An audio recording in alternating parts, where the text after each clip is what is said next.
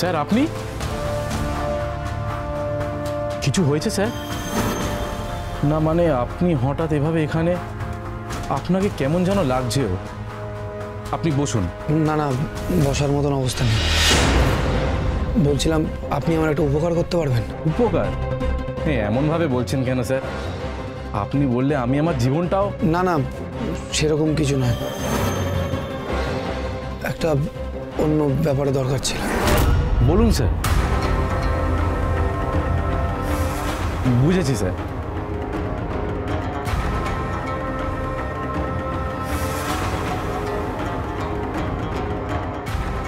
আপনি নিশ্চিন্তে থাকতে পারেন স্যার, কাক পক্ষীতেও টের পাবে না।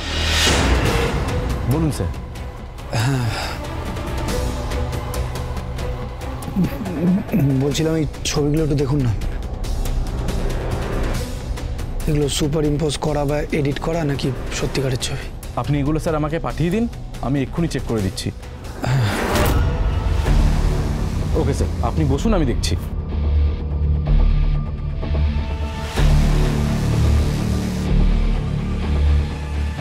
এই ব্যাপারটা আমার অনেক আগেই করা উচিত ছিল, কিন্তু এই ছবিগুলো দেখে আমি নিজের মাথা ঠিক রাখতে পারিনি।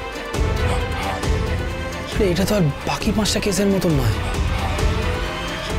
এটা আমার আর আপনার সম্পর্কের ব্যাপার। ভুল হোক, এই সব ছবিগুলো যেন ভুল হয়, সেটা মিথ্যে হয়।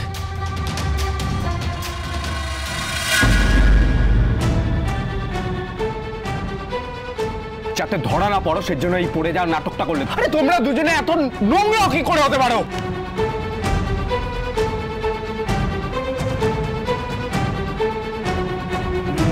অভ্র, অভ্র শোনো, দাঁড়াও। তুমি কি মনে করছো অভ্র? আমি নিজের পাপ ঢাকার জন্য এইসব করেছি, ইচ্ছে করে করেছি। আমাকে বলতে হবে কেন? তুমি নিজেই ভালো করে জানো। না, জানি না, কিচ্ছু জানি না আমি। ছি অভ্র, আমি সত্যি ভাবতে পারছি না যে একটা মানুষ এতটা নোংরা ভাবনা চিন্তা করতে পারে, এতটা। জানো অভ্র, আমার মাম্মা আর বাবা না অনেক আশা করে এই বিয়েটা দিয়েছিল, শুধুমাত্র তোমাকে দেখে, তোমাকে ভরসা করে। ওরা এটাই ভেবেছিল, যা হয়ে গেছে হয়ে গেছে, তারপর হয়তো আমি খুব ভালো থাকবো, আমি হয়তো তোমার সাথে সুখী থাকবো।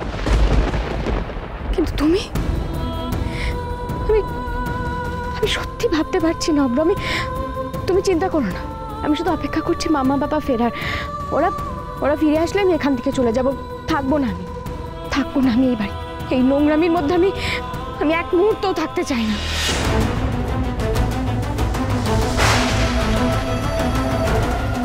থাকবে না? থেকো না। এত কিছুর পর এত কথা কি করে বলছো তুমি? তোমার কি মনে হয় আমি সবসময় ভুল ভাবি?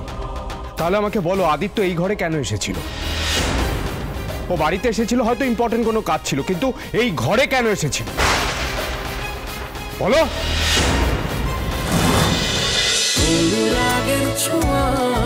অনুরাগের ছোঁয়া, সোম থেকে রবি প্রতিদিন রাত 9:30টায় স্টার জলসায় ও জিও হটস্টারে।